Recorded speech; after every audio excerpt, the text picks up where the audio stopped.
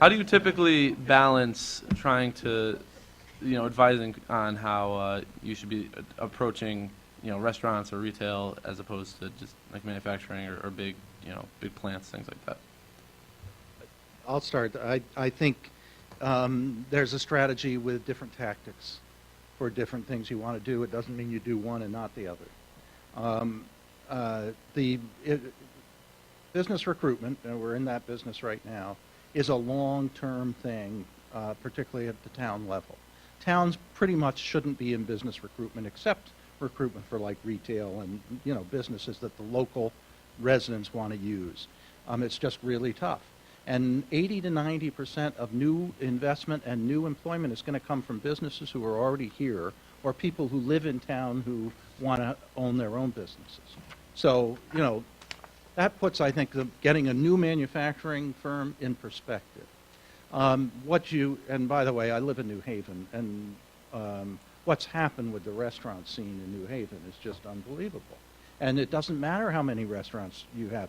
I'm working in Fairfield right now, and if you've been along Route 1 in Fairfield, that started with one restaurant and a change in their regulations that used to say you can't have sit-down restaurants within 1,500 feet of each other. And then they changed the regulation on dining outside. So those are the types of changes that attract the business owners that are going to make your downtown work. And that's why, doing some new retail and new restaurants on, what was that, parcel 2 that was recommended on, makes sense. I would make that a top priority. I'll expand a little bit more on the development proposed for parcel 2. It doesn't necessarily have to be, like a big national chain, right? Yeah, I think people are definitely looking for, at least from what we gathered from our survey, people are looking for something with a little bit of culture and character. So, something that can enhance what Seymour already has. I think Stefan brings up the interesting point that the residents want amenities, they want restaurants, they want activities, but is that necessarily what's best for the community, and where a manufacturing outfit may not be as sexy, for example, but that may serve the community better with tax revenue, with jobs, with opportunity, which could in turn lead to those other things. So I think that's one of the things that Seymour has struggled with, and that's why I think one of the big values or the takeaways out of this report is the importance of the mix of the two, where we need to be looking at all aspects of this, not just, one part of it. Putting a grocery store in a Tri-Town Plaza is not necessarily the best use for that, when we could be looking at other things that will lead to more things down the road. So, just to build off his point a little bit. I have a question.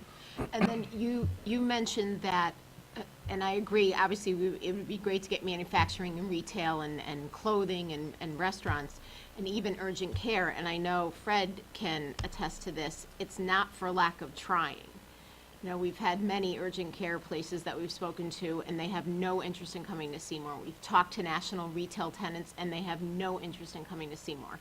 And it's not for that they won't make their profit. They have a bottom line of profit they want to make, and if it's not there, even though they will be making a profit, they don't want to come in. I want to see these businesses come in, but I don't know how we're going to attract these businesses into Seymour. That's the reality of the marketplace. It's sometimes cyclical, and we're in a much better place than we've been for the last 8 years anyway. So you never know when that pattern is going to change. But I do think, if you look at a Stamford, if you look at New Haven, I was in Denver over the weekend. Denver is growing 80,000 in population every year right now. It's just amazing what they're doing.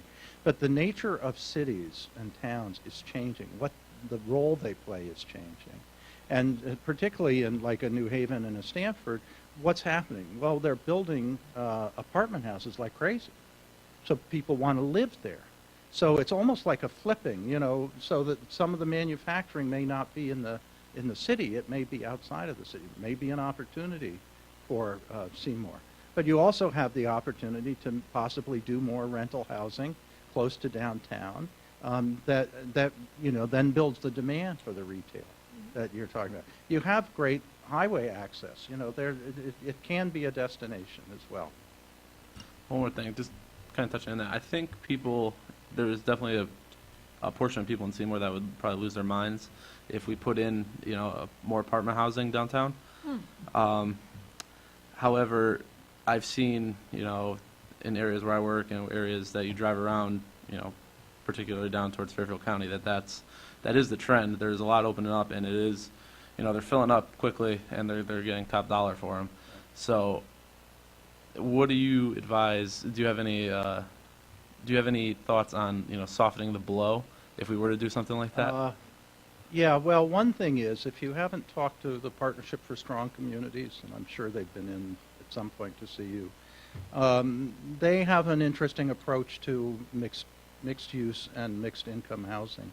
And I know, look, this gets very touchy in most towns, so the question is, how do you communicate, really, to the community about it? And in the context of a more vibrant downtown, and how do you do that? And do kids who graduate from high school here stay here? And if they don't, are we providing the housing options that they want? I mean, those are the types of issues. And you don't use the word affordable. Unfortunately, it's do we have the right mix of housing for the people that we want to be living in our community? And if the answer is no, then we have to do something. I have one last question, but it may actually be more for Fred and for you. I don't know if you want me to wait. I don't want to hold these folks up here. Well, if it's not for them, then we'll hold up for a second. Perfect. So any other questions for Myra? No? We're good? Thank you. Thank you. Thank you. Thank you. Thank you very much. We're going to have a copy of this. Yes. Yeah, we'll have a copy of the presentation, and you should already have the copy of the report itself. Yeah. Everybody does have a copy of the report? No? Give everybody a copy of the report? Yeah, the report's about 35 pages or so. So it's, it takes all of what they talked about in depth. So it goes very deep on that. So, This may be a dumb question, but that's okay. he puts it on a tee sometimes. Go ahead. Absolutely, I'm teeing myself up. These folks brought up a good point. They brought up an anecdote from Fairfield. They changed a few ordinances, and then all of a sudden, things started to pop. Have we reviewed our ordinances to see if there's anything specifically in there that is hindering us, hamstringing us in any way? Have we? Well, Specifically our outside dining, too. I was hoping that now that the report's done, I'm going to pass this along to the town planner. We're in the process of updating our plan of conservation and development, and that's why it was imperative of the timing of doing this now. I knew that they were doing these type of analysis for other communities, and we've done some really good groundwork here. For instance, selling the school to make what we call market rate housing. Others may say it's affordable, but that's what it is. It's market rate housing that is affordable. So, we're investing in our downtown, which will also be a big draw to tying into the transit-oriented development plan. We're adding amenities like the Greenway Trail. So, without us really collectively saying it, we've been doing some of these steps already, which I think is key, but this will reinforce some of these ideas, and we can get it out to the masses, I think, is what this report will allow us to do. I'd like to get it to the property owners. We have some that are being marketed right now. We're in a tough position not owning the properties to really take full advantage, but we can give some suggestions. We all know what we'd like to see at the Haynes property, which is kind of similar to what they've already recommended. Maybe this will, after their project's done at Quarry Road, Quarry Shopping Center, this may be the next step for them to look at investing in. I'm very excited about the community college collaboration. I've already spoken to some businesses up at the Silvermine Industrial Park. I think we should consider rebranding that. It's not really industrial. Yep. In my estimation, I think it's more of a technology campus. MPI does, robotic manufacturing. You heard them mention that. and they are looking for more workforce. They have jobs to fill, and it would be great if they could put a curriculum with a community college. So how wonderful would that be if we can somehow bridge that gap of creating a program that's being trained in Seymour, not just for Seymour residents, but ideally it'd be great to do that more regionally, and then they can get hired within the town for high-paying jobs, you know. Also CBS, right next door, circuit breaker sales, they would expand more jobs, but they need a more educated workforce, they said. So I really have asked CERC to provide facilitating any introductions to the community colleges, that maybe we can start that discussion, and I would love to see something like that on Derby Avenue. Actually, know- have a meeting next month with Housatonic, Yeah, so they want to kind of go over curriculum and stuff like that, so. yeah. And I think for the longevity of really the town, those are type of investments that we would like to see. I mean, we've talked about bringing in some high-speed internet cabling through the Derby Avenue corridor because it's along, obviously, the Route 8 corridor, but that also attracts a certain technology that needs the infrastructure in place. So strategically, our location between Bridgeport and Waterbury is important for those aspects, and continuing our advocacy for expanding the rail line for signalization and adding the runoff so that with only one track, you're kind of limited of having a train go up and come down, but having those runoff side rail lines so that they could run multiple services and not obviously have an accident. They could pull off to the side. So those are the things that we need to continue on supporting. But to answer, I guess, going back to your question about the zoning and making sure that now the ideas of what are suggested here can be supported with our zoning. And if we have to look at maybe tweaking some things to support that with parking or things of that nature, we should do that. Well, I think that, and what I'm trying to drive at is if there's some small things we can do as a board now, Yeah. so that if an opportunity does arise, we don't have to deal with this in the future. If there's something we can anticipate now, we should do it. You know, take a look at the ordinances from an economic development perspective specifically. Yeah. Or rebranding Silvermine Park, and that's a great idea, I didn't even think about that, but just that little tweak may be something that would be helpful. So Yeah. little things like that, if we can do it, I think we should absolutely take a look at that immediately. Well, I've already spoken to Fred Stanek about assisting and seeing if there was any issues with the name that's been granted to that area when it was formed, and we couldn't find anything, so I'm hoping that down the road we can do that. And so far, the feedback I've gotten from some of the businesses up there have been very supportive. Very positive. Yeah. Because, industrial also gives you that sense of dirty, It's a type of 20th work. century Yeah. term. Yeah, smokestacks, and it's not that at all. So, especially with the new expansions that are going on with basement systems.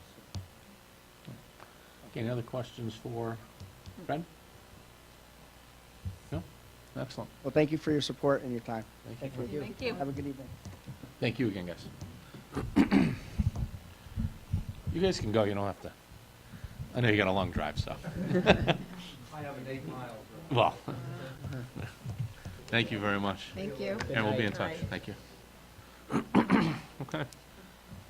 Okay, item number 6, discussion, take possible action on Founder's Day request.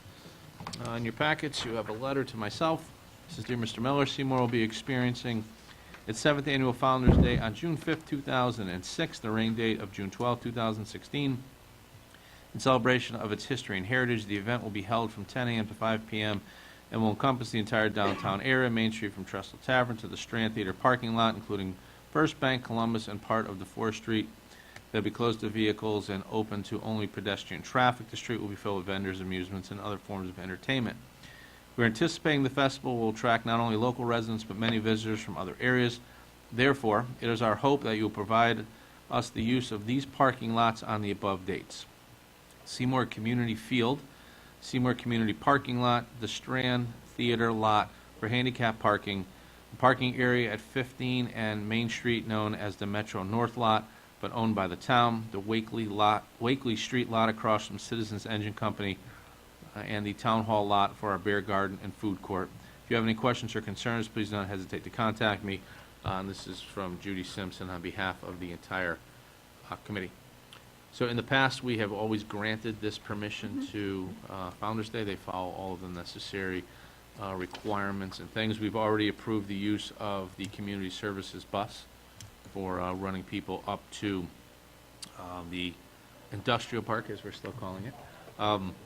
So at this point, then I'll entertain a motion to give permission to the Seymour Founder's Day Committee to have use on June 5th, 2016, or if it rains, June 12th, 2016, from 10 a.m. to 5 p.m. with the following lots: Seymour Community Field, Seymour Community Parking Lot, the Strand Theater, the parking area at 115 in Main Street, known as the Metro North Lot, and the Wakely Street Lot, which is the Fish Bypass, and the Town Hall Lot. So moved. Motion by Karen, second by Anne Marie. Is there any discussion? I'm I'm sorry. sorry. Are we including the Trestle Tavern parking lot? Yes. I didn't hear that. Yeah. Oh, okay. Okay, I'm sorry. I missed it. And then have the town hall lot for the beer garden, have they done that before? Yes. Okay. Yes. Thanks. Any other? It's essentially all the parking lots they're requesting in the April 13 lot. Right. All the all the lots in the downtown area. Right. Okay. There's no other questions or comments. All in favor? Aye. Opposed? Abstained? Chair votes aye. Motion passes 7-0. Next item, number 7, discussion, take possible action regarding 2015 Town Homeowners Program. This is to inform you that we have 256 applicants eligible for the Town Homeowners Program. The town has approved the line item of $50,000 for the program. The recommendation of this office is that the applicants be granted a benefit of $195 for those that have 100% ownership or life use of the property. Those having ownership of less than 100% will have the benefit prorated by their percentage of ownership.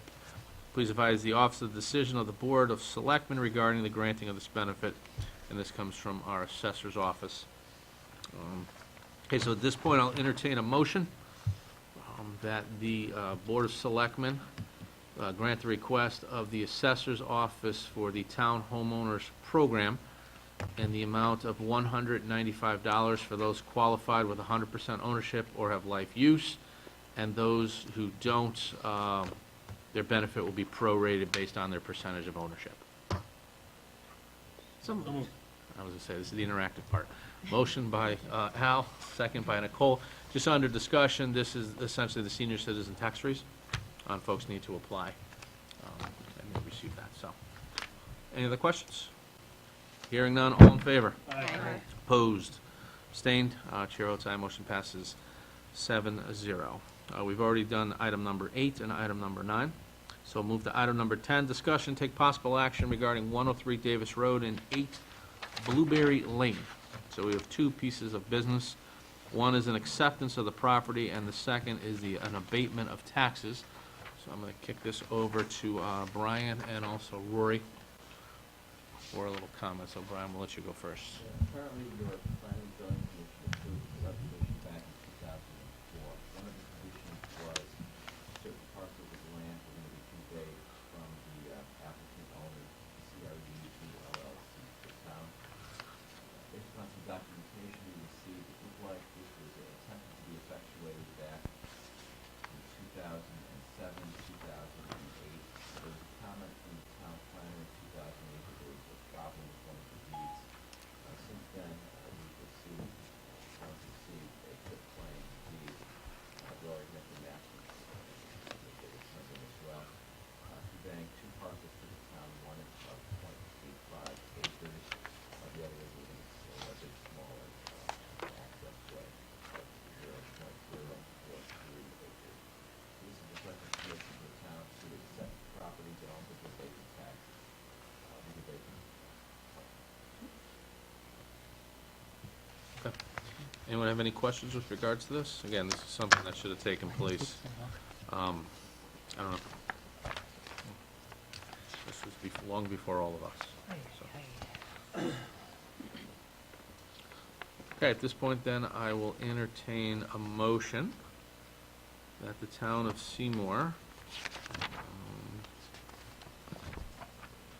Let's make sure I'm doing this correctly. Except the properties located,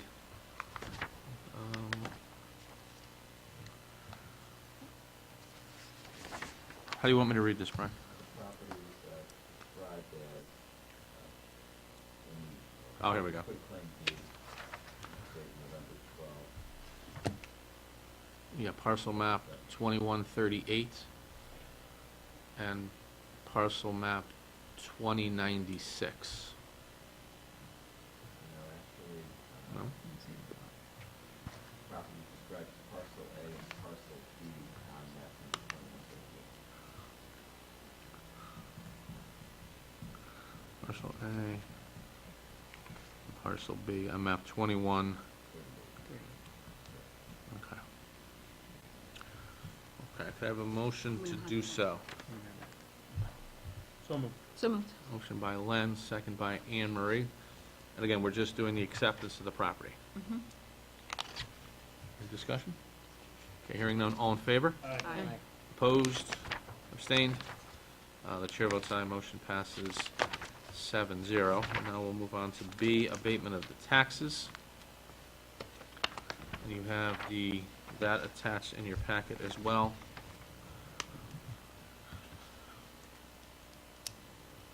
So this total amount is 52,000? Am I reading this correct?